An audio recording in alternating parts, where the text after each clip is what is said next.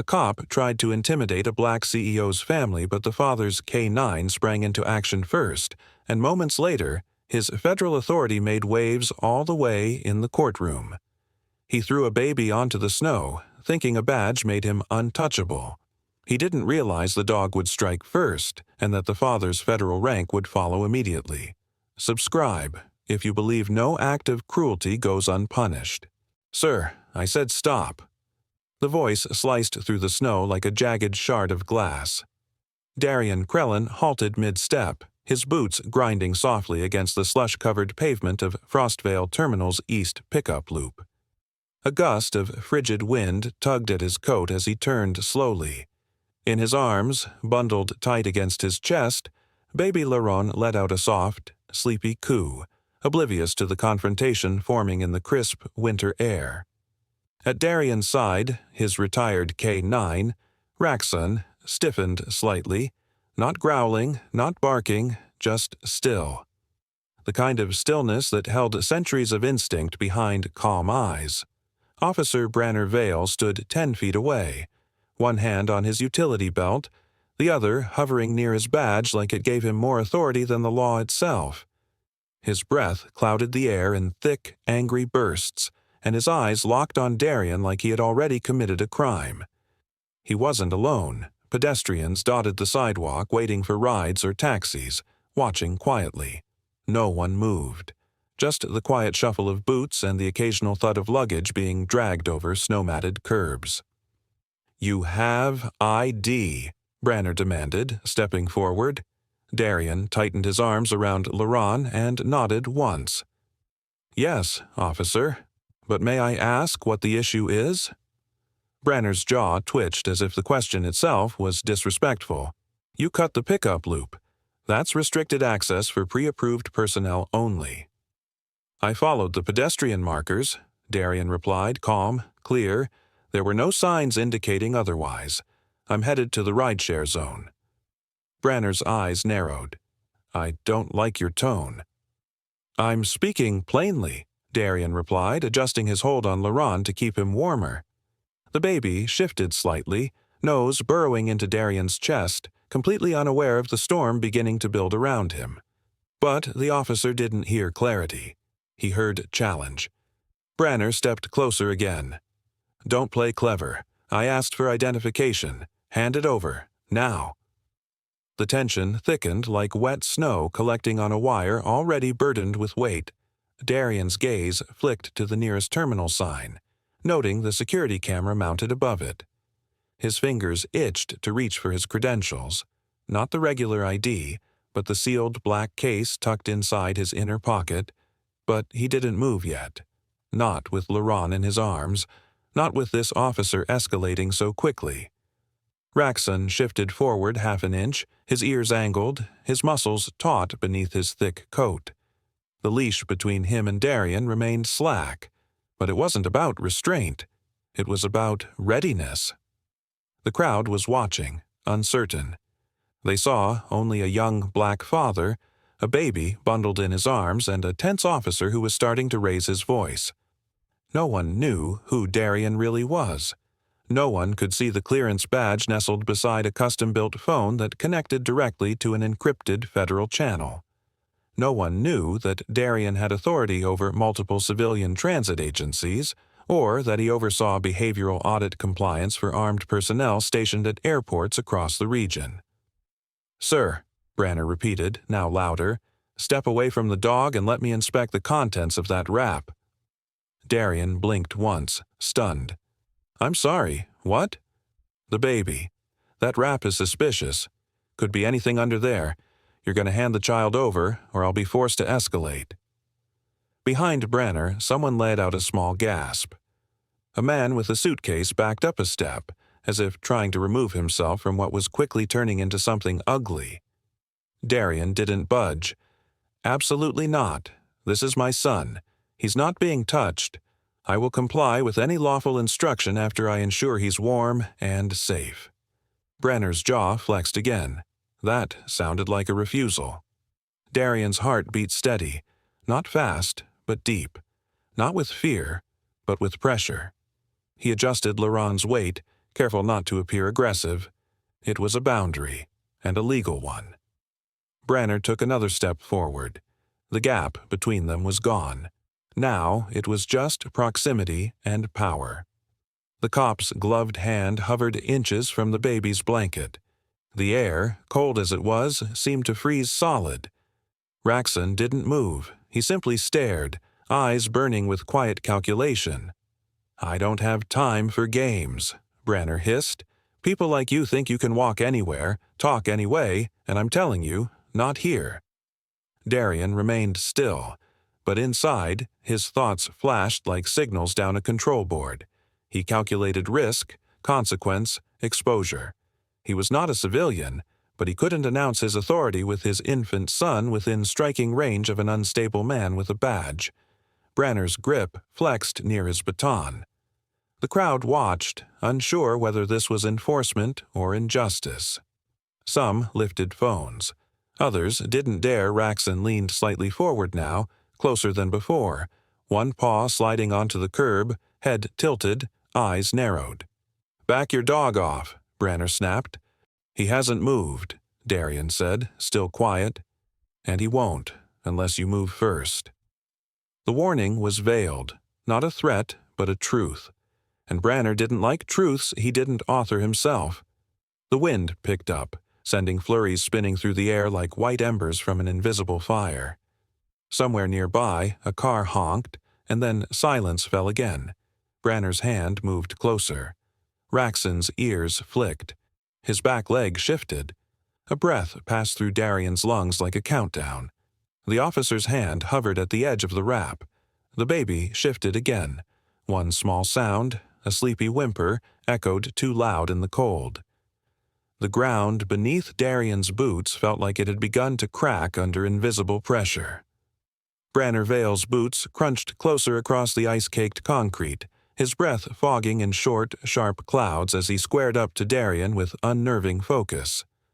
"Hand over the baby for inspection," he ordered, eyes narrowing on the thick winter wrap as if it concealed contraband. The snow, once soft and drifting, now seemed to hang in the air like suspended judgment. Raxon tensed beside Darian without a sound, lowering his posture, not to attack, but to shield. The air around them crackled with unspoken tension. "No," Darian replied quietly, stepping slightly back as he shifted Liron's weight protectively against his chest.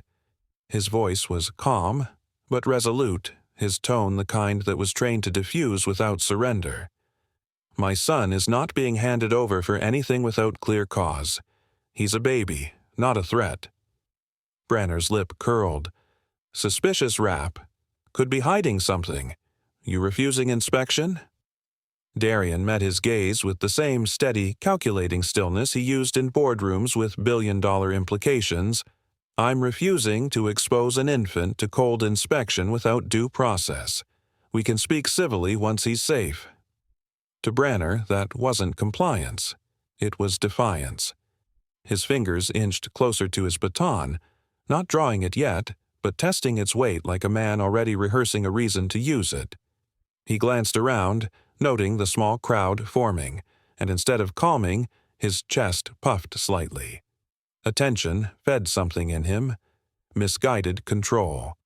The snow intensified.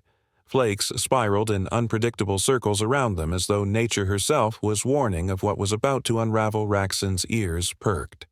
His hind legs flexed. His amber eyes locked on Branner with the silent language only trained K9S and soldiers understood. "I said, hand him over," Branner repeated, louder now, his voice echoing slightly under the open airport canopy. "You're delaying a lawful request." Darian held still. "Then state the law," he said, his voice even but edged with quiet authority. "On what basis do you inspect an infant in a thermal wrap at 22 degrees Fahrenheit?" Branner's nostrils flared. "I don't answer to smart talk. I see a problem. I neutralize it. If you won't hand him over—" "You'll what?" Darian interrupted, not with aggression, but clarity. "Throw my child into the snow?" The rhetorical edge cut too deep. Branner took it personally. His hand lashed out, not yet violent, but reckless enough to brush the outer corner of the wrap. The fabric tugged under his grip. "Don't touch him," Darian said firmly, stepping back once more, adjusting his arms to reinforce Laurent's hold. The baby stirred with a soft sound, not yet crying, but sensing the tension. "You just resisted an officer," Branner spat.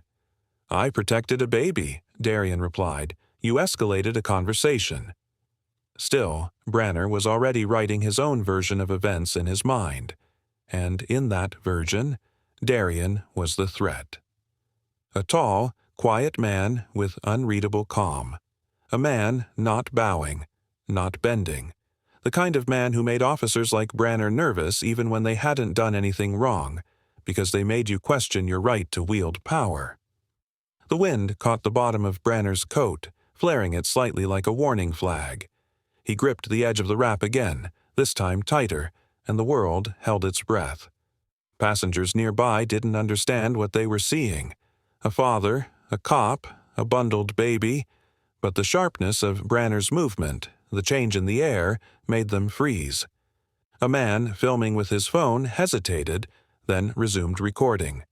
Another stepped back, muttering something to a friend. No one intervened yet, but they felt it. Something was coming. "Let go," Darian said, low and tight.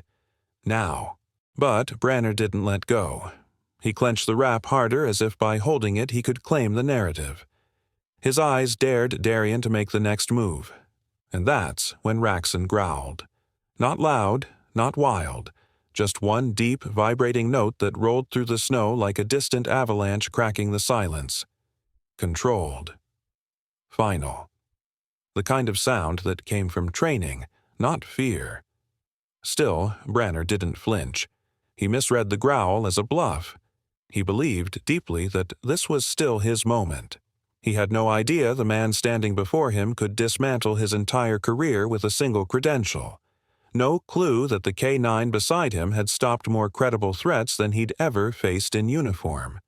No idea that Darian Krellin wasn't just a protective father, but one of the few people in the country with clearance to audit law enforcement procedures at transport hubs like this one. Branner gripped harder. And Darian didn't move, because he knew. He knew the precise moment when words stopped working and consequences took over. His pulse remained calm. His jaw locked. He shifted 1 inch, not to attack, but to position his body between Branner and his son, even tighter. The passengers still didn't know what they were witnessing. To them, it was a confrontation that looked like every other tense airport misunderstanding. They saw a man gripping a baby's wrap, a father refusing, a dog growling. But none of them, not even Branner himself, saw how close they were to the edge. The officer's fingers tightened on the wrap as if gripping the edge of a disaster he was about to unleash. With a sudden, violent jerk, he gripped the corner of the baby's winter wrap and yanked it so forcefully that Darian staggered. The secure footing he'd maintained through the icy snow gave way just long enough for his balance to shift, his boots scraping against the curb. But he didn't fall. His eyes were locked on Laurent. In one horrifying motion, Branner hoisted the bundled infant by the wrap's edge, as though lifting a piece of luggage, and flung him toward the snowbank beside the curb. "No!" Darian's voice erupted, not as a shout, but as a deep, fractured cry. Instinct more than language. Time didn't slow. It shattered. Gasps erupted from the surrounding crowd like the sudden burst of a broken dam. Laurent's small, wrapped form spun through the cold air, the tiny blue lining of the blanket flickering like a signal light against the white storm. A second ago, the baby had been warm and safe against his father's chest. Now he was airborne, helpless, falling. But before Darian could even lunge forward, a blur of motion tore past his right leg Raxon. The retired K-9 launched with the kind of precision only years of elite training could produce. His hind legs barely left a mark in the snow as his body cut through the space between father and flying child. In one fluid movement, Raxon twisted midair, intercepting the arc of Laurent's fall, not to catch him entirely, but to redirect, to break the impact, to buy a second of mercy. His thick, muscled body struck the ground first, taking the brunt of the landing, while the baby tumbled softly onto the cushioned surface of the snow just beside him. Raxon didn't pause.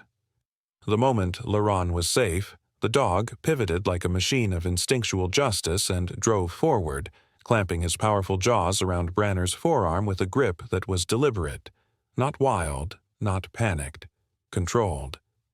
Focused. Branner shrieked, not in authority this time but in panic, high-pitched, feral.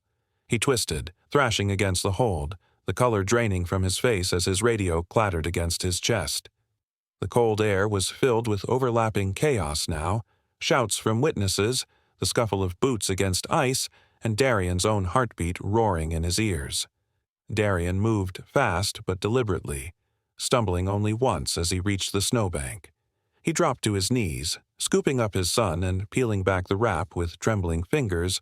Laron's face was red, scrunched in a cry, but he was breathing, crying, alive. "You're okay," Darian whispered, pressing his cheek to Laron's forehead, his breath fogging into the storm as he wrapped the child tighter and stood. His muscles screamed from the tension, but he didn't stop. He had to stay calm, for Laron's sake, for what came next. Behind him, Branner thrashed harder, his gloved hand trying to grab something, anything. But Raxon held steady, jaws locked on the officer's forearm just below the wrist, a place that inflicted pain without permanent damage. The dog's back legs were planted firmly in the snow, body rigid with restraint, not fury. "Call him off! Get it off me!" Branner howled, finally managing to hit his radio's side button with his free hand. "Officer down! Attacked by a civilian with a weaponized dog. Request immediate backup." The crowd erupted, not in fear, but in disbelief. "He threw the baby," someone shouted. "I saw it. He threw the kid into the snow." Another man's voice rose, sharp with anger. "You're lying. That dog saved the baby." Phones were already out, cameras rolling. Branner's version of the story was crumbling in real time. Darian turned, his body shielding Laron as he gave a single hand signal, "Raxon, release." The command was quiet but sharp, honed by years of obedience and trust. Raxon obeyed instantly. He unclamped his jaws and stepped back in one smooth motion, positioning himself once again at Darian's side, his ears still back, chest heaving but eyes steady. The snow beneath his paws was stained only by crushed powder, not blood. Branner collapsed backward, clutching his arm and panting like a man who had just escaped fire. "He attacked me! That dog attacked me!" But no one believed him. A ring of silence formed around Darian as he adjusted the wrap on Laron and rocked him gently. Witnesses stared not at the officer, but at the man who had just caught his baby and commanded a trained dog without so much as a raised voice. Branner fumbled for his radio again, pressing buttons with shaking hands. "Suspect is non-compliant. Aggressive animal. I repeat, aggressive animal involved." Darian didn't speak. Not yet. His eyes scanned the crowd, faces locked in disbelief, in fear, in growing fury. Some had started recording moments ago. Some were still too stunned to move, but the shift had begun. The crowd had seen everything. And while Branner screamed about an attack, the truth was already pulsing beneath the snow-drenched silence. "He threw a baby," someone whispered. "No one's gonna believe him," another voice said, and then another. "We saw it." Branner staggered, pointing a trembling finger. "He's dangerous. That dog's a threat. He planned this." But even as the words spilled from his mouth, the officer seemed to realize the weight of what he'd done. He looked around, at the cameras, at the motionless dog, at the baby sobbing in his father's arms, and his face shifted. The panic turned to something colder. Fear of consequence. Raxon, still silent, moved half a step closer to Darian.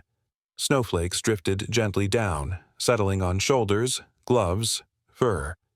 Around them, the noise quieted for a moment, a breath held by the entire terminal. The crowd realized they had just witnessed something no one could ever justify. Branner Vale's hand flew to his shoulder radio, voice tight with accusation. "Dispatch, this is Officer Vale. I've got an aggressive subject and a dangerous animal at Terminal C. I need backup, immediate." His words cut through the snowy silence like sharp blades, his tone laced with urgency that twisted the truth into something far more dangerous. He never mentioned the baby, never said he threw an infant, just the pieces that made him sound like the victim. Darian Krellin, standing rigid with his son pressed close to his chest, took a slow breath. The air steamed from his nostrils as he fought to stay calm, not for his own sake, but for Laron's. The infant had stopped crying, but his tiny fingers clutched Darian's coat with unshakable fear. Darian whispered, "You're safe," though his own heartbeat thundered in his ears. He turned slightly to face the growing circle of onlookers, lifting one hand gently. "Please stay back," he said, voice steady but urgent. "This situation is escalating. Let's not let it spiral further. I need everyone to stay calm." His breath fogged the air with each word, snow catching in his short beard and lashes. Behind him, Raxon remained perfectly still, positioned at Darian's leg like a carved statue of vigilance. But Branner had already stepped toward the edge of madness. "Nobody interfere!" he barked at the crowd, spinning toward a man in a black coat who'd taken a hesitant step forward. "This is official police business." The man raised both hands in peace. "He didn't do anything wrong, officer. I saw you throw the—" "Back off!" Branner shouted, cutting him off with a glare that trembled with something close to panic. A second man, older, with gray at his temples, stepped beside the first. "I'll testify. I saw everything. You assaulted him. That's a baby." Branner turned beet red, his jaw clenched, his eyes darting from Darian to the dog to the people gathering too quickly for him to control. It was slipping. The narrative. The power. The lie. Somewhere in the crowd, sirens wailed, a rising chorus drawing closer, bouncing off the terminal glass like the coming of something immense and irreversible. Darian knew what was about to happen. Backup would arrive. They would hear Branner's report first. And if they weren't careful, if they didn't look with their own eyes and think with their own minds, they'd fall in line with the wrong man. That couldn't happen. Not with Laron in his arms. He turned to the man in the black coat whose voice had trembled moments earlier. "Did you get video?" The man nodded once, eyes wide. "Yes, from when he grabbed the wrap to when the dog stopped him. It's all on here." He held up his phone. "I've got it." Relief surged in Darian's chest for the first time, but it was fleeting. Evidence could be ignored, discredited, lost in the fog of uniform loyalty. No, he'd need more than footage. He'd need timing, control, precision. "Keep that safe," Darian said, "and if anything happens to me, get it to the news or federal oversight. Don't hand it to anyone without a badge you can verify." The man nodded again, clutching the phone like a lifeline. From down the terminal road, flashing red and blue lights finally cut through the white haze of falling snow. 4 cruisers slid to a stop, tires crunching against salted slush. Officers stepped out fast, 3 of them, boots hitting the ground with practiced weight, hands near holsters. They didn't rush in like cowboys, but their eyes were already scanning for the threat they expected. Branner stepped forward, pointing. "That's him. That's the one. He set the dog on me." All eyes swung to Darian. But what they saw didn't match the voice in their earpieces. They saw a black man holding an infant to his chest, unmoving. A calm dog sitting by his side. No flailing, no yelling, no madness.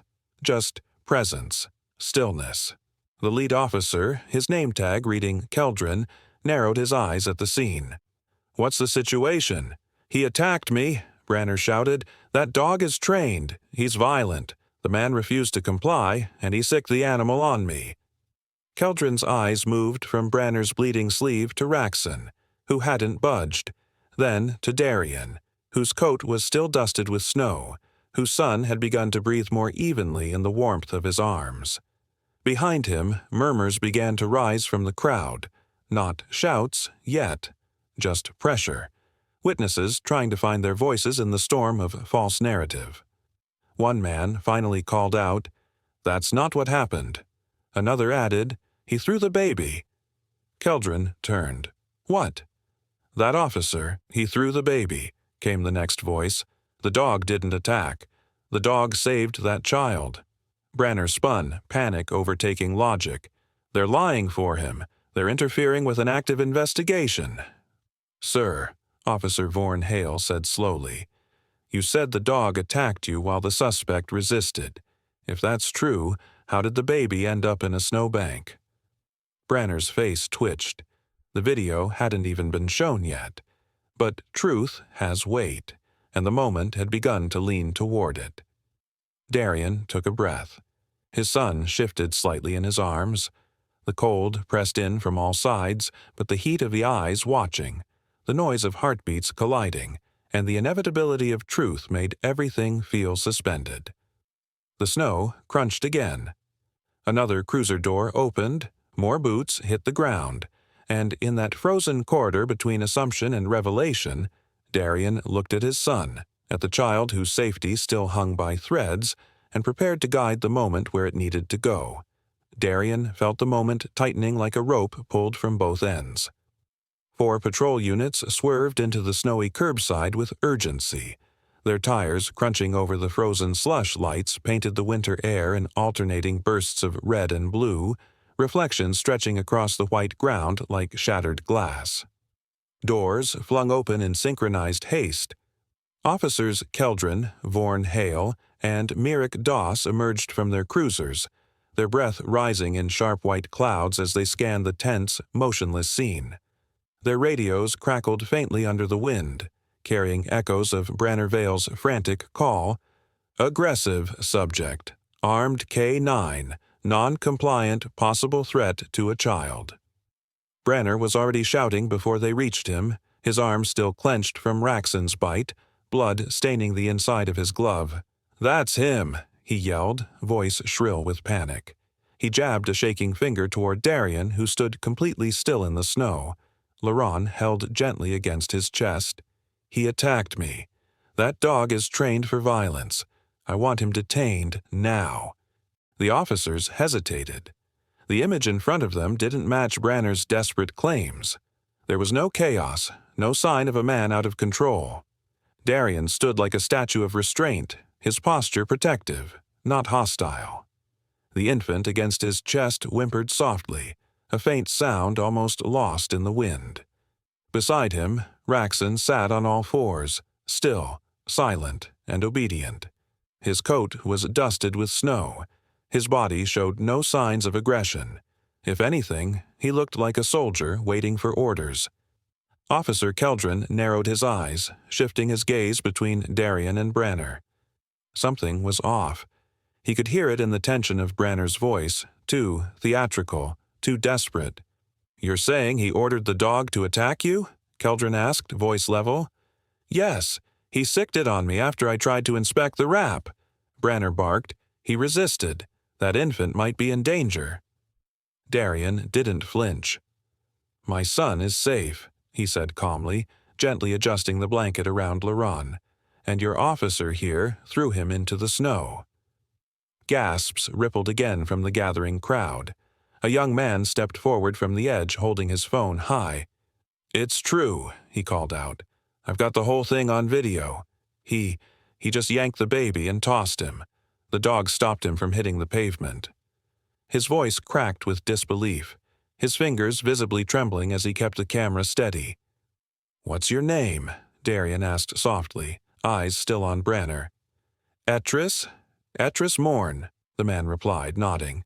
"I was walking right behind. I saw everything." Branner snarled, waving a hand toward Etris without turning to look. "You're interfering with police protocol. This is an active scene. Step back." But the crowd didn't move. The tension had shifted. The more Branner yelled, the less credible he sounded. Keldron raised a hand toward his fellow officers, silently signaling them to hold position. "Let's slow this down," he said. "Doss, keep eyes on the subject. Hale, with me."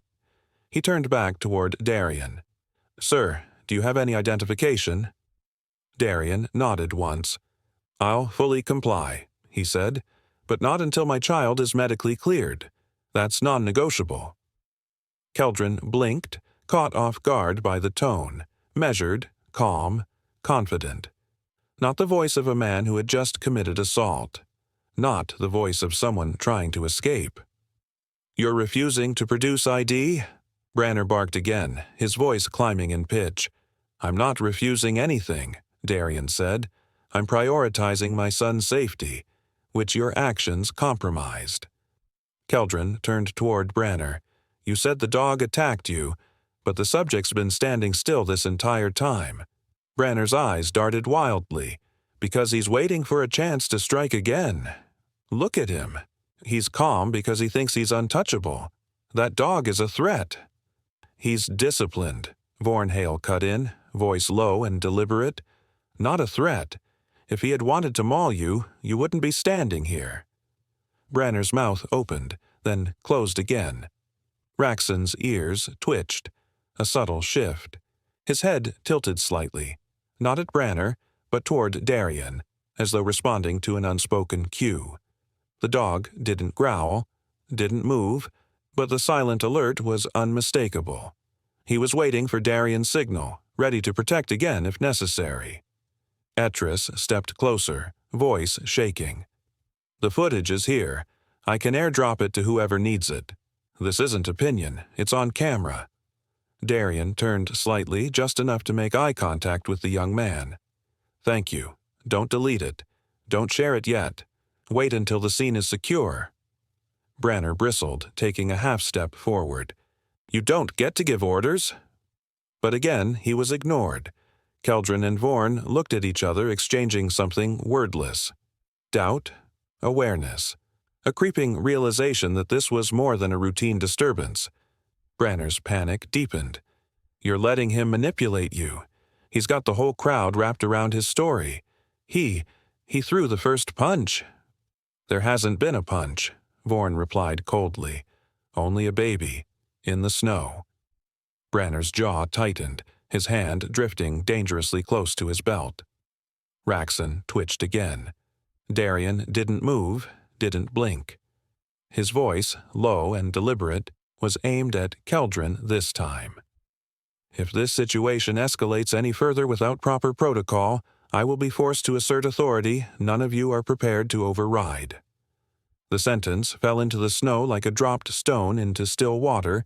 Keldron took a subtle step back, as if recalibrating everything he thought he knew about the man before him. "What are you saying?" "I'm saying," Darian replied, his eyes calm but unflinching, "that I'm not just a civilian. And if you want to avoid a federal hearing with your name on the front page, then I suggest you start asking the right questions." For a beat, no one moved. Branner looked around, breathing hard, the false story unraveling behind his eyes. Panic was morphing into something darker, rage laced with desperation. Raxon didn't break his stillness. He only stared. The storm of voices around Darian was building faster than the snowfall itself. Branner lurched forward again, snow kicking up around his boots as he shouted, "He's resisting! Step back!" His voice cracked under the weight of desperation, drawing startled looks from the gathered crowd. But before he could take another aggressive step, Officer Keldron moved fast, his arm extending like a silent barricade, landing firmly across Branner's chest. The impact wasn't violent, but it was firm enough to make Branner freeze, if only for a second. That second changed everything. It wasn't force that stopped Branner, it was doubt. "What are you doing, Keldron?" Branner hissed, his eyes wild. "He's hiding something. I saw suspicious handling." "You threw the baby," Keldron said, quietly but clearly, his brow furrowed. "You said you were protecting him, but he ended up in the snow. That's not protection." Branner blinked rapidly, caught between defense and disbelief. "He was wrapped too tight. I needed to check for contraband," he snapped. His words spilled out disjointedly, lacking the force they had moments ago. Liron whimpered softly in Darian's arms, the sound barely audible over the murmuring crowd but sharp enough to draw eyes. Darian adjusted his grip around his son, holding the baby close to his chest, his breath slow and even. He said nothing, not yet. His composure was his armor. Raxon, ever watchful, nudged closer to Darian's leg, his body taut with silent tension. The crowd stirred. A man in a navy jacket pointed toward Branner. "You didn't inspect anything. You just yanked the wrap and hurled that baby like garbage." More voices followed, layering over each other like falling snowflakes, light but impossible to ignore. "Why would you grab a baby like that? He wasn't doing anything. I recorded the whole thing. Just wait." The rising tide of witnesses began to drown Branner's grip on the scene. Panic flashed across his face, but he tried to reassert control. "Everyone stay back. This is an official law enforcement matter," he barked, waving a hand toward the crowd, but his voice cracked again. Too brittle. Too late. Keldron didn't move aside. His stance widened slightly, solidifying his position like a stone set in the middle of a freezing stream. Branner turned to him incredulous. "You're seriously questioning me? After everything we've dealt with? He sent that dog on me." "I saw that dog sit down before you moved," Keldron said. "He didn't attack until you lifted that baton." Beside him, Officer Vorn Hale had been reviewing something on a civilian's phone. The witness, Etris Morn, held it steadily, a mixture of nervous pride and shaky adrenaline in his stance. Vorn's eyes widened, his jaw set. "Branner," Vorn said quietly, stepping forward. "I just saw the footage. You didn't protect anyone. You threw the child." Branner flinched. "That video doesn't show the whole picture. I was reacting to a perceived threat." Darian remained silent. He didn't need to speak. The scene was speaking for him. His stillness was deliberate, strategic. Every moment he waited built contrast between his calm and Branner's unraveling. Keldron turned his head slightly toward Darian. "Sir, are you injured? Is the child responsive?" Darian nodded once. "He's breathing, startled but stable." His voice was low, but it held weight, measured and composed. He didn't explain further. Not yet. More voices from the crowd confirmed what Vorn had seen. "We saw it. He didn't touch anyone until the baby was airborne." "You're gonna lie after throwing an infant?" The sound of accusation no longer came from one direction. It came from all around. The wall Branner had hidden behind, his badge, his authority, was cracking. The snow kept falling, blanketing the sidewalk, muting steps but amplifying every word spoken in its silence. Branner's breathing grew louder, visible puffs of steam breaking from his lips. He looked at Keldron, then at Vorn, then at the crowd. His eyes darted, searching for some anchor to pull him back into control, but there were none. He raised his voice once more, but it didn't carry. "This crowd is interfering with the law enforcement procedure." "No," Vorn replied flatly, holding up the phone. "They're witnessing it." Branner took a step back. He looked smaller now, his badge heavy rather than empowering. His fingers flexed at his side, twitching with restraint or instability. Darian couldn't yet tell which. But Raxon noticed. His ears twitched. His breathing slowed. His posture lowered. Darian felt the shift, not just in Branner's composure, but in the room's center of gravity control was slipping from the officer and pooling silently at Darian's feet. Still, Darian didn't move. He waited for the truth to grow louder than the accusations. The infant stirred slightly in Darian's arms. He leaned down and whispered something only the child could hear. It wasn't about anger. It was about protection, about timing. Branner turned again to Keldron, voice quieter now, almost pleading. "You don't know who this man is. He could be anyone." Darian raised his eyes, not aggressively but with a quiet finality. That line had meaning, and it was coming. But not yet. The snow fell heavier, creating a strange hush that seemed to mute even breath. And just as that hush set in, Keldron spoke again, voice low but clear. "Then maybe it's time we found out." The tension pressed against everyone's skin. Darian's silence was louder than Branner's shouts. It drew attention, created pressure, shifted sympathies. The crowd didn't need to know everything, they just needed to trust what they saw. And they did. Raxon didn't growl. He didn't need to. He simply stood, ready, patient, silent. The snow kept falling, covering the scene in quiet coldness as tension coils tighter. The air felt colder, as if the truth itself had just stepped into the winter wind. Branner's boots snapped through the crust of ice as he lunged forward, his gloved hand gripping the baton already half raised. "That baby needs to be taken for evidence protection," he barked, his voice echoing across the snow-covered curbside like the crack of a whip. Several witnesses gasped, a woman's voice somewhere to the left crying out in shock. The weight of disbelief settled over the crowd like the heavy snowfall swirling in the winter air. Officer Vorn Hale immediately stepped forward. "Branner, stand down," he shouted, hand extended to halt his fellow officer. But Branner either didn't hear or didn't care. His face was locked in a mask of twisted certainty, a man convinced of a threat that didn't exist, blinded by the unraveling of his own control. Raxon reacted first, his body tensed, shoulders lowering, nostrils flaring.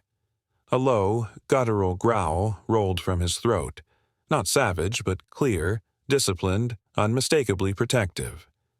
His eyes tracked Branner's every step, reading the change in posture, the grip on the baton, the slight twist of the hips that signaled an impending strike.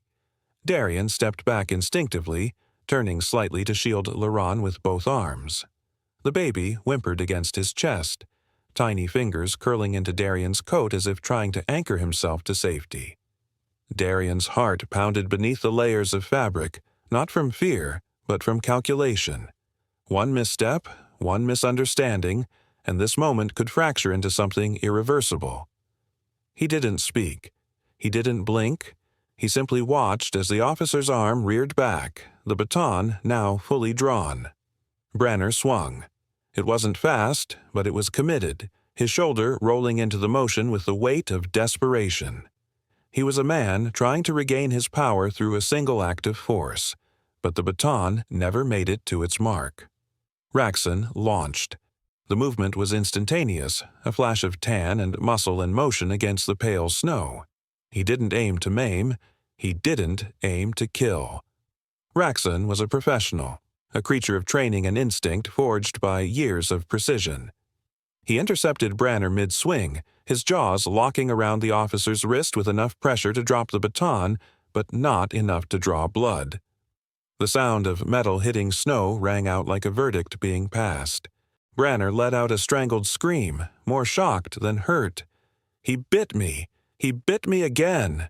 Chaos erupted. Witnesses shouted, some pulling out their phones while others surged forward in disbelief. "He was going to hit the baby," someone yelled. "The dog stopped him," another added, filming every second. Officers Keldron and Vorn Hale rushed in, pushing through the crowd to separate Branner from Raxon. But there was no need. Darian had already given the silent signal. Raxon released and retreated in a single motion, returning to Darian's heel like a soldier returning to formation. Not a drop of blood on his muzzle, just discipline in every movement. "Stay where you are," Keldron ordered, stepping between Darian and Branner, his hand hovering near his taser now, not for the civilian with the baby, but for the officer in uniform who had just attempted to assault a child. Branner clutched his wrist, pointing frantically. "The dog is out of control. That man, he ordered it. He set it on me." "No," Vorn said firmly, his voice low but resonant with finality. "I saw the baton swing. The dog responded." Darian crouched slightly, whispering soothing tones to Laron, who was still clinging to his coat with tear-filled eyes. The infant's face was pale from the cold, but his chest rose and fell with steady breaths. He was safe. For now. Darian pressed his lips to the baby's forehead briefly, then stood tall again, his gaze locking onto Branner with a calm that unnerved everyone more than rage. Ever could, Branner was trembling, sweat beading beneath the edge of his cap. He looked around, but the crowd's expressions had changed. Phones were still recording, yes, but now, with the grim steadiness of people who knew they were watching a man destroy his own authority in real time. The air hung with tension so thick it seemed to freeze mid-breath. Officers no longer rushed to Branner's defense. Even the paramedics hesitated to step forward, unsure whether the threat had passed or only shifted forms. Darian didn't speak yet. He simply checked his son again, scanning for any hint of delayed injury. Then, slowly, he lifted his gaze toward the snow-covered horizon. The storm hadn't stopped, but something in the air had changed, and so had the crowd. For the first time, murmurs turned to clarity. That officer lost control. The dog saved that baby's life. Why is the father the one being cornered? The words spread like ripples in frozen water, reshaping the entire dynamic without a single raised voice from Darian. Branner, breathing hard, looked up and saw the doubt on the faces of his fellow officers, saw the disbelief, saw the truth setting in like frostbite. Darian met his eyes, his own expression unreadable but firm. He didn't need to shout. He didn't need to demand justice. The world was watching, and justice had already begun to unfold. For the first time, Branner's eyes flickered with the fear of a man realizing the world no longer believed his version of events. He laughed, convinced authority protected him, unaware that every move had been anticipated, the dog's teeth and the father's power waiting in perfect sequence. If you believe arrogance always collapses when justice coordinates, hit subscribe now, because consequences arrive faster than force. Medical check on the infant. Immediately, Officer Keldron ordered his voice firm as he stepped sideways and waved toward the emergency team now arriving from the far end of the terminal. His command sliced through the tension like a knife, giving the crowd a brief sliver of hope that at least one person in uniform still recognized protocol. Darian gave a subtle nod and adjusted Laron's wrap to expose just enough of the infant's cheek and chest for the paramedics' instruments. He did not speak, did not blink. Raxon stood rigid beside him, ears pointed, the tip of his tail twitching as though it could sense one final blow waiting in the air. Paramedic Joran Vales approached cautiously, his eyes flicking between Darian, the crying infant, and the trembling officer who still clutched his bitten arm behind the gathering line of patrol cars. "May I?" Joran asked gently. Darian gave a small, measured nod. "As long as you move slowly." "I will," Joran promised, already kneeling, opening his pouch. The frigid air fought against his hands as he removed his stethoscope. His fingers shook, not from cold, but from the weight of the crowd's collective breath pressing down on him. Laron whimpered as Joran touched the metal disc to his chest. The baby's small hand flailed until it found Darian's index finger gripping tightly. Darian exhaled, the smallest sign of relief appearing across his face like a crack of sun through a snowstorm. "He's conscious," Joran confirmed, checking his pulse next. "No sign of broken bones, but the body temp's dropping. We'll need to wrap him better and keep him close to body heat." He glanced up. "You're doing that already." Darian didn't thank him aloud. His eyes remained locked on Branner Vale. "You saw that dog attack, right?" Branner's voice shot up suddenly, jagged and out of tune with the careful control around him. "He sicked that animal on me. That wasn't defensive. He gave a command." The lie echoed through the open space, bouncing off the onlookers like a stone thrown into still water, but the water didn't ripple. It boiled. "You threw the baby," a man in the crowd shouted back. Branner ignored it, pointing a trembling, swollen finger. "He waited for the moment. He trained that thing to make it look clean." Keldron turned his head slowly. "Even after the footage?" His tone was blank, but his eyes narrowed. "You're doubling down?"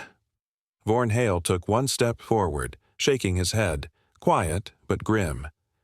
This isn't misjudgment anymore. This is desperation. Branner flinched as though the truth itself stung. You're all being played. That man, he's not who he says he is. That sentence hung in the air. It didn't land like Branner hoped it would. Instead, it cleared space for something colder to enter. Darian shifted Laurent in his arms, making sure the baby's face was covered, then slowly reached into the interior lining of his coat. Every officer tensed. Even Keldron took a step back. But Darian moved with purpose, not speed, and what emerged was not a weapon. It was a sleek, sealed black credential case. The material looked like no ordinary ID holder.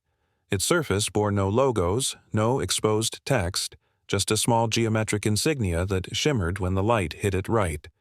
"What is that?" Branner asked, more a bark than a question. Darian didn't answer. He turned the case outward, holding it just below eye level, and flicked the latch open with his thumb. The sound it made was soft, but final. Officers Keldron and Vorn Hale leaned closer, their expressions changing the moment the inner badge was visible. Keldron blinked once, then again, as if recalibrating his entire understanding of the last 10 minutes. Vorn inhaled sharply, mouth parting slightly. The emblem on the ID wasn't just federal, it was rare. The kind of clearance usually spoken about in briefing rooms, not seen in curbside confrontations. This is. Vorn's voice trailed off. His eyes locked on the clearance code beneath Darian's photo. "Senior Inspector, National Aero Safety Council," Darian said quietly. "Tier 1 Federal Oversight of Interagency Transport and Conduct Operations." Silence. No one moved. The weight of the title sank into every man within earshot. They weren't looking at a civilian anymore. They weren't even looking at a federal agent. They were looking at someone who could audit them, someone whose badge didn't just grant authority, it ended careers. Branner's breath caught in his throat. That can't be real. You're bluffing. That's verified," Vorn cut in sharply. "That's the real seal. The clearance code checks out." Branner stumbled back as if shoved. "You're all being fooled. He's not." "Branner," Keldron warned, stepping closer, his voice now steeped in something deeper than caution. Fear. "You need to stop speaking." But Branner kept talking. "You're letting him turn this whole thing around. I was doing my job." "You threw a baby," Keldron said quietly. The words landed like a hammer on wet ice. The crowd didn't cheer. They didn't shout. They stood in snow-covered silence, watching the impossible unfold. A man they had almost seen arrested now stood with federal authority glowing from his chest, his baby in one arm, his loyal dog at his side, and the full weight of truth bending the world back into place. The only sound for a moment was the soft hum of wind moving past the Frostvale terminal. Silence fell, the narrator might have said, not from the snow, but from the weight of a truth none of them had expected to face. Branner staggered backward, his boots skidding slightly on the snowy curb, as Darian opened the sealed black credential case in one fluid, silent motion. The gesture wasn't dramatic, it wasn't loud, but it stopped time. The heavy snap of the magnetic clasp sounded louder than sirens in the cold air. Officers Keldron and Vorn Hale, still recovering from the chaos of moments ago, instinctively leaned in, drawn not just by the motion, but by something unspoken, authority they hadn't yet realized they were standing in front of. Darian flipped the case toward them, revealing an insignia so rare, so definitive, that both officers instantly stiffened. A gold-trimmed emblem gleamed beneath the frost-glossed lamplight, unmistakably marked with the layered seal of the National Aero Safety Council, an independent federal oversight division tasked with regulating conduct at all transportation hubs, including law enforcement operations on terminal grounds, at the top, etched in silver, Senior Compliance Director. Keldron took half a step back, swallowing hard. "Is that real?" he muttered before he could stop himself, the words more awe than suspicion. It's real, Darian said evenly, his voice measured, calm, but no longer polite. My identification number is cross-referenced with Internal Conduct Clearance Code 417. Frostvale, I have jurisdiction over this terminal and all affiliated law enforcement, including you. Vorn Hale, eyes widening, leaned closer and matched the clearance badge number with the code he had just received from dispatch. His throat tightened. Confirmed, he whispered. It's active, high level. Branner froze mid-step, his mouth slightly open as if he had walked into a wall of invisible brick. No, this is some kind of fake, he stammered. Nobody travels with a baby in a wrap and just happens to be federal. This is a setup, some kind of trick. But no one was listening to him anymore. Keldron turned sharply toward Branner, his tone shifting with military clarity. Officer Branner Vale, do not move. Raise your hands and step back. Branner's breathing accelerated. His fingers twitched toward his radio, but he stopped halfway, catching Vorn's eyes that no longer held support or confusion, but warning isolation poured into Branner like ice water. He looked around and saw that even the crowd, once uncertain, was now stone-faced and silent. Watching a man unravel his own story had collapsed beneath the weight of a truth no one had been prepared for. You don't understand, Branner croaked, voice cracking. He attacked me. The dog. This is all out of control. You threw a baby into a snowbank, Vorn said, voice cold as the wind. And you did it in front of a federal officer. The crowd stirred. Phones lifted higher.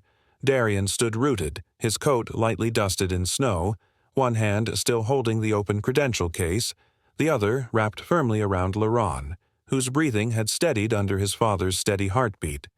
Raxon sat unmoving at his heel, a statue of discipline and loyalty, his eyes locked on Branner, not growling now, not moving, only waiting. Darian said nothing for a moment. Then he spoke low, his voice carrying with the precision of a scalpel, not a hammer. I am prepared to give my full federal statement. Now I advise that all body cams be active, all evidence preserved, and this area remain uncontaminated. Any deviation will be documented as obstruction of justice under Federal Code Section 8.9 Aero Conduct. Keldron blinked, absorbing the shift in command. He nodded slowly. Understood. Branner looked between them, realizing with each breath that not only was his lie dissolving, it had targeted the one man with power to dismantle him legally, professionally, and permanently. He backed away a step, then another, as if distance could erase what had already burned itself into the snow. But the officers moved with him now, not in solidarity, but containment. Someone in the crowd whispered, "He's finished." Darian didn't look up. He gently tucked the credentials back into the case, snapping it shut with the same quiet authority he had opened it. Laron stirred against his chest, a faint whimper escaping as if the baby, too, felt the shift in the air. Darian whispered something low into his son's ear, just a hush of calm, and then lifted his chin. I'm ready, he said. And around him, the frozen moment held its breath. Power had changed hands, not through shouting, but silence. Not through force, but proof. Branner finally understood that the man he provoked was the one person he could never afford to challenge. Branner's voice was still echoing in the cold air, but Darian Krellin was already moving. With the precision of a man long trained to respond without emotion, he stepped forward into the space between two backup officers and lifted his voice, not loud but commanding enough to freeze every man on sight. Officers Keldron, Vorn Hale, preserve the scene exactly as it stands. No movement, no tampering. Every syllable came out clipped, measured, and edged with the unmistakable cadence of authority. His tone didn't beg for attention. It assumed it. Even Raxon paused, ears up, sensing the gravity in his handler's voice. Keldron, halfway through a hesitant step toward Branner, looked sharply at Darian.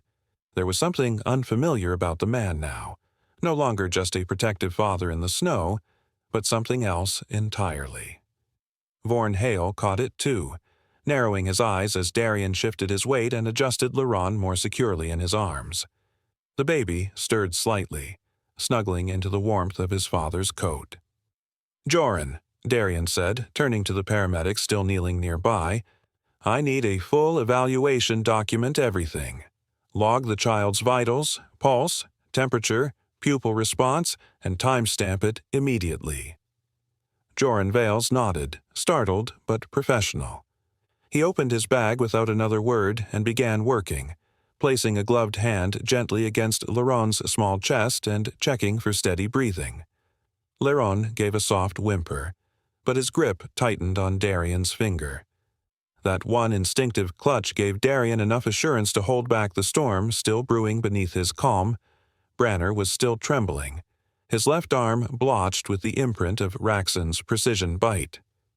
"He ordered the dog to attack," he insisted, voice cracking under the strain. "The footage, they're twisting it out of context." "No one's twisting anything," Vorn Hale muttered as he tapped his earpiece, eyes scanning incoming transmissions. "We've got 4 separate recordings uploaded by witnesses. They all match." Branner took a step back, jaw tight. He was unraveling now, torn between denial and dawning dread. His panic made him louder, and in that moment, the crowd, silent moments ago, started whispering again. Darien said nothing at first. He let the silence stretch, let the eyes turn toward him. Then, without rush, he reached inside his coat. The gesture was slow, deliberate.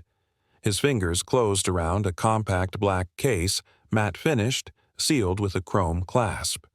He turned it over in his hand once before flicking it open and holding it at chest level so the 2 lead officers could see what lay inside. Keldron's eyes widened. He stepped closer, instinctively straightening. "Is that—" "It is," Darien confirmed flatly. "Senior Compliance Director, National Aerosafety Council Federal Jurisdiction. Clearance Level 9. He paused. "And today, I was assaulted in a transport zone during classified transit with a minor."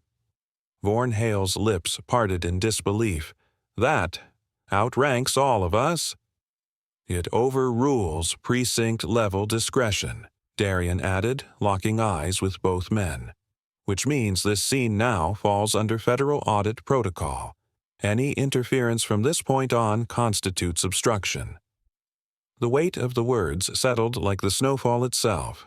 Quiet, steady, undeniable. Branner's lips curled. "It's fake. Has to be," he said weakly. "You expect us to believe?"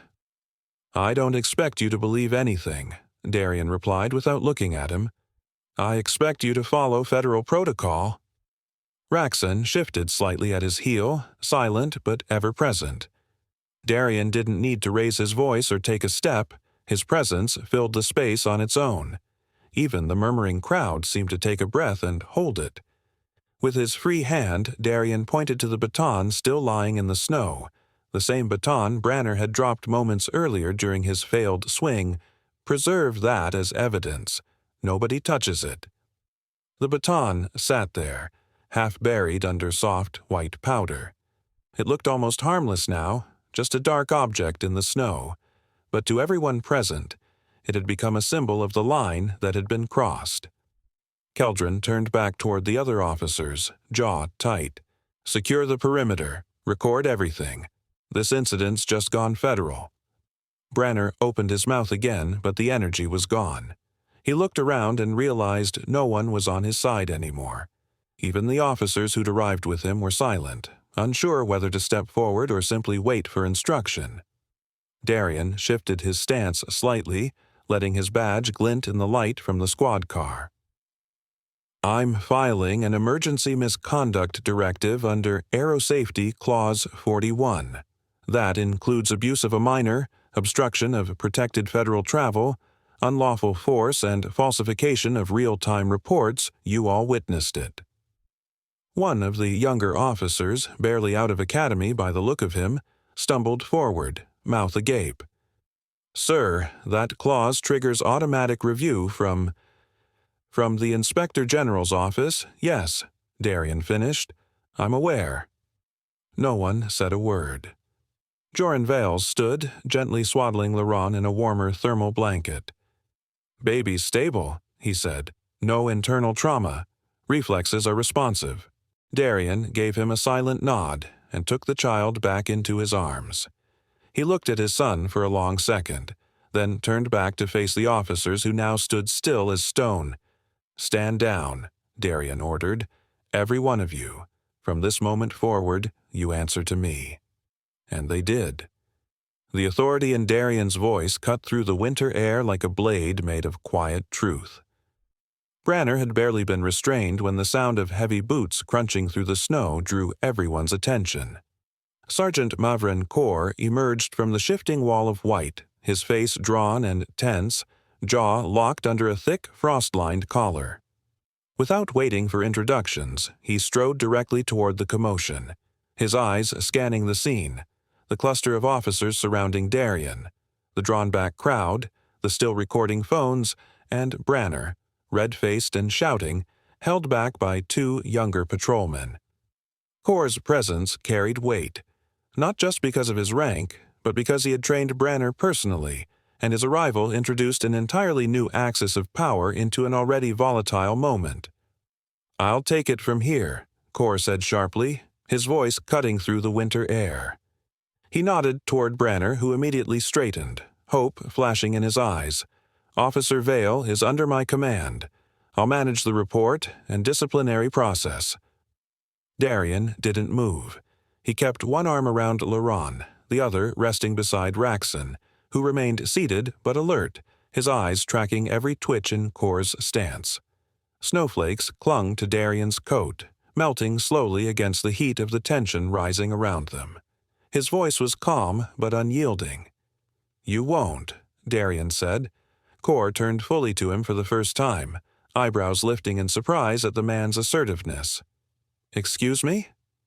"This is no longer an internal matter," Darian continued, raising his credentials again, the federal seal gleaming faintly even in the falling snow.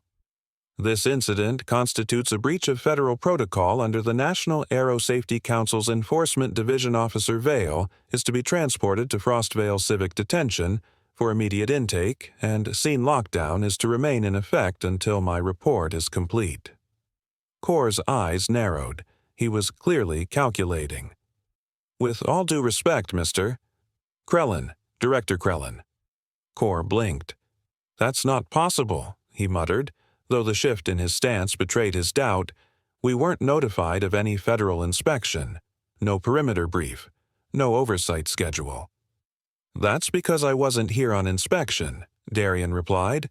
"I was departing with my child when your officer launched an unprovoked assault. He endangered a minor, obstructed a federal authority in transit, falsified the cause of engagement, and issued fabricated calls for escalation. I don't need an appointment to intervene when a crime occurs at the gate." Kaur's hands went behind his back, stiff.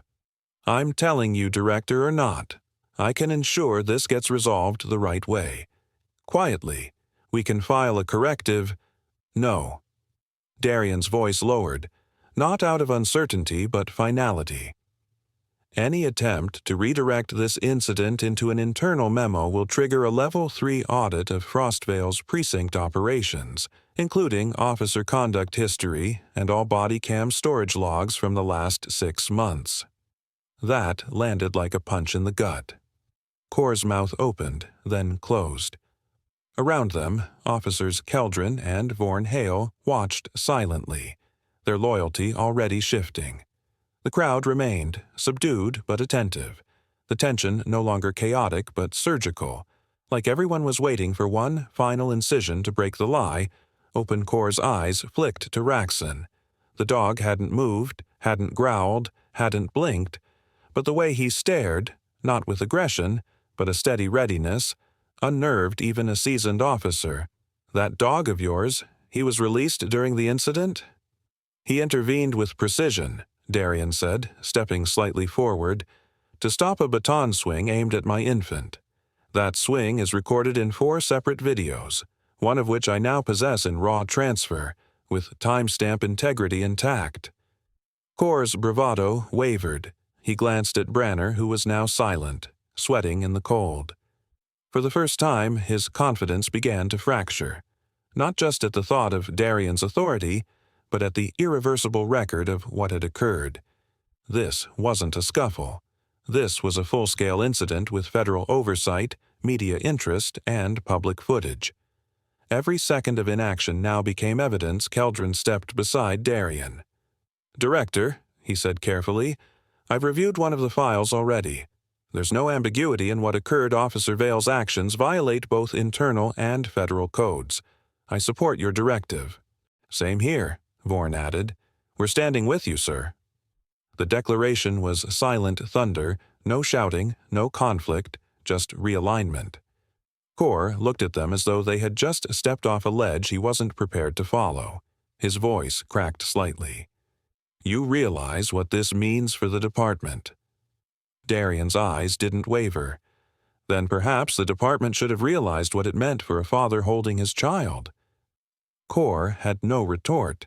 Behind him, the wind swirled up another sheet of snow. The paramedic, Joran Vales, approached quietly, handing Darian a printed report. "Vitals are stable," Joran said.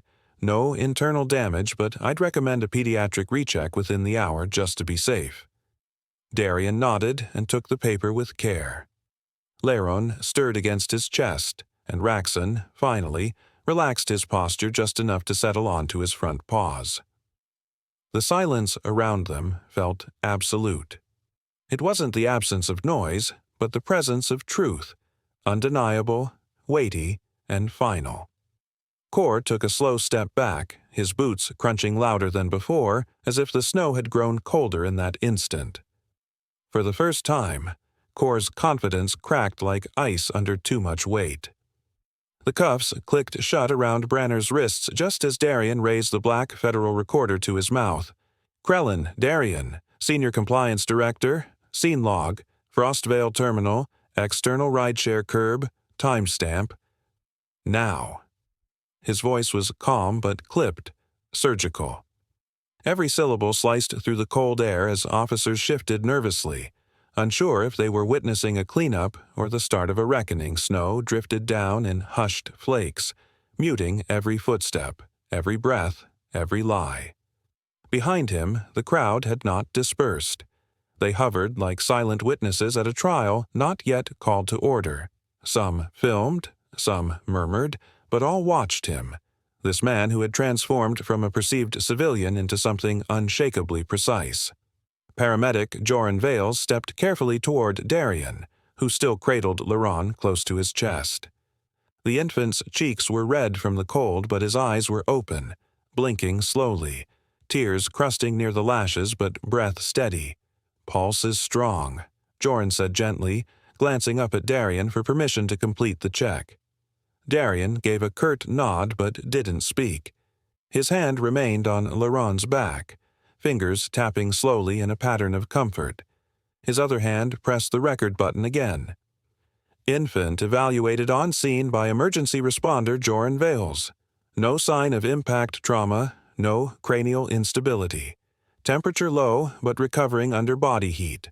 Audio record synced with embedded timestamp." He clicked the recorder off and tucked it back into his coat.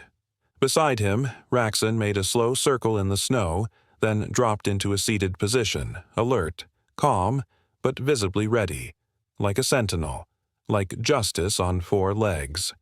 Then Etris Morn stepped forward, his breath fogging in the chill. "Sir," he said, offering his phone like a sacred object. "The full footage, it's backed up to cloud, but here's a copy you can secure now. I didn't stop recording."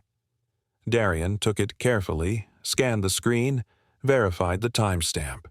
His eyes met Etris's.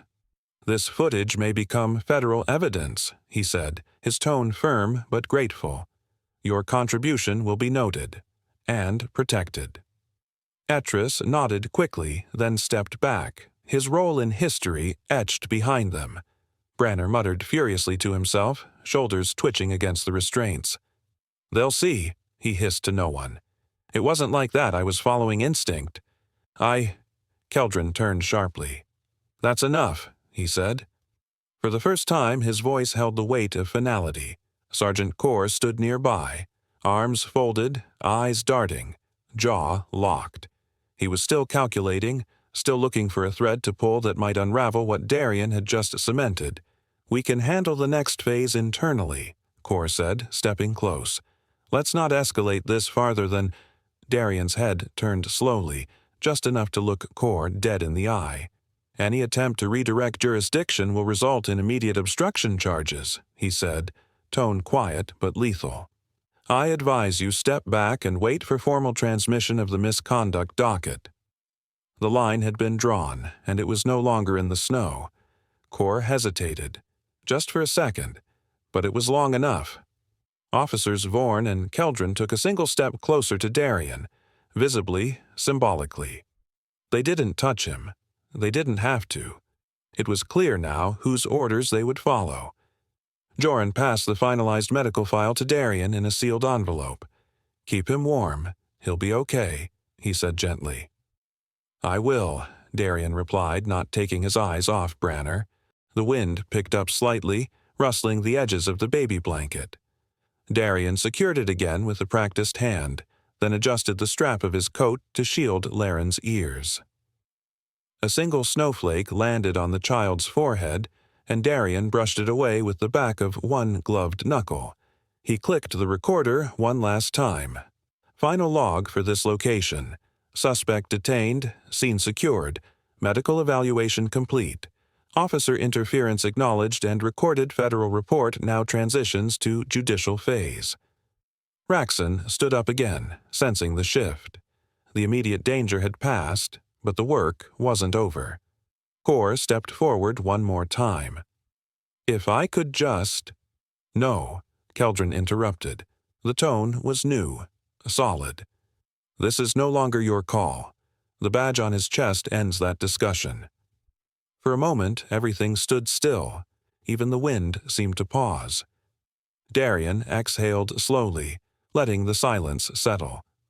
Then he turned toward the transport vehicle where Branner sat in the back seat, face pale, expression unreadable. He didn't speak to him. He didn't need to. As he moved toward his vehicle, baby secure, dog beside him, evidence in hand, snowflakes clung to his coat like soft witnesses, quiet and unmoving. Justice, once quiet, now stood beside Darien like an unshakable witness. The video froze at the exact moment Branner's arm went back and then forward. The entire courtroom gasped.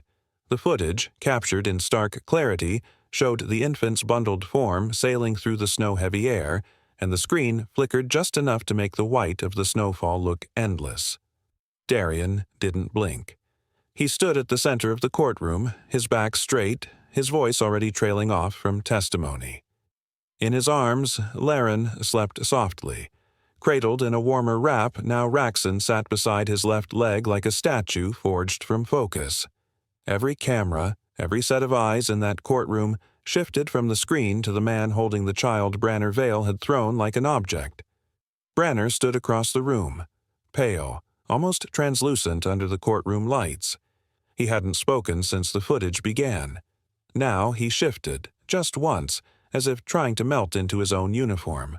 Sergeant Core, his former mentor, flanked him, whispering something no one could hear, though it was clear from Core's clenched jaw and trembling hand that he knew the battle was lost. Magistrate Aaron Klein sat above them all, motionless. His gavel remained untouched, but his pen, silver, precise, drew small lines on his notepad. The silence in the courtroom became heavier than anything the snow had dropped on Frostvale this winter. "Mr. Krellin," the magistrate said at last, his voice measured, formal but not cold. "Please resume your statement." Darien took one step forward. "After Officer Vale threw my child, I moved to retrieve him immediately. Raxon responded according to federal K-9 de-escalation protocols. He intercepted the motion and blocked Officer Vale's second attempted assault. I issued a verbal release and Raxon disengaged. I then contacted Regional Aerosafety Dispatch through my federal channel." He paused. I did not reveal my credentials until I was certain my son was medically stable. And what were Officer Vale's actions during that time? He attempted to fabricate charges. He stated that I had weaponized my animal. He called for my detainment before backup even arrived. Witnesses spoke out. He ignored them. Then he reached for his baton again. The footage hadn't reached that part. The next file was queued. Magistrate Klein didn't need it yet. "Thank you," he said. Then he looked to Core. "Sergeant, you submitted a recommendation for internal review only. Do you wish to revise that suggestion in light of the evidence?" Core's jaw twitched. I believed it could be handled with suspension and review. Your Honor, Officer Vale had an exemplary record prior to— "The footage," Klein interrupted softly, "speaks louder than prior record." Etris Morn sat among the witnesses, his phone now logged as official evidence. He hadn't spoken since the hearing began, but the moment the magistrate mentioned the footage, Etris straightened. Behind him, others who had witnessed the snowy curbside chaos sat tense, silent, but waiting for resolution. Magistrate Klein turned. "Based on the testimony, the digital evidence, and the corroboration of independent witnesses, this court finds Officer Branner Vale guilty of endangerment of a minor, aggravated assault, falsification of official documentation, and obstruction of a federal officer's duty." Branner's knees buckled slightly. He didn't fall, but the tremor traveled up his spine like a shiver of disbelief. Core touched his shoulder, then withdrew. "You are hereby stripped of your badge, permanently barred from civil service employment, and remanded to federal custody for sentencing review." The room exhaled. Klein wasn't finished. "Sergeant Core, you are now under disciplinary inquiry for failure to report escalating behavioral concerns and for attempting to obstruct the federally warranted transfer of this case." No protest came from Core this time. He simply nodded. Darian didn't smile. He didn't speak. He only shifted his hold on Laren slightly as the infant stirred against his chest. Raxon, sensing the shift in energy, rose silently. A bailiff approached Branner. "Hands forward," he said. Branner obeyed. The cuffs clicked. Outside the courthouse, the snow was falling again, this time in soft, harmless sheets that didn't sting or blind. When the heavy double doors opened, the cold air swept in, but it didn't chill. It felt clean. Darian stepped into that cold without hesitation. He did not look back. Cameras flashed, reporters called out his name, but he didn't raise his voice or stop to answer. He simply walked, Laron safe in his arms, Raxon in perfect pace beside him. People lining the steps moved aside. Some reached out just to touch his coat, not to stop him, but to feel the presence of someone who hadn't shouted, hadn't fought, but had still won. No one said the words, but everyone understood. This wasn't just about one man, or one infant, or even one courtroom. It was about control regained without vengeance. The quiet footsteps of a father, a child, and a loyal dog carried more power than any shout ever could. He struck a child and froze when the dog lunged, followed moments later by the father's presence in the courtroom, turning the attack into undeniable evidence. If you believe Protiki. The story you just watched is fictional. It highlights abuse of authority, prejudice, and the moment accountability confronts wrongdoing. Its purpose is to raise awareness, inspire empathy, and encourage conversations about equality, justice, and protecting every family with dignity and respect.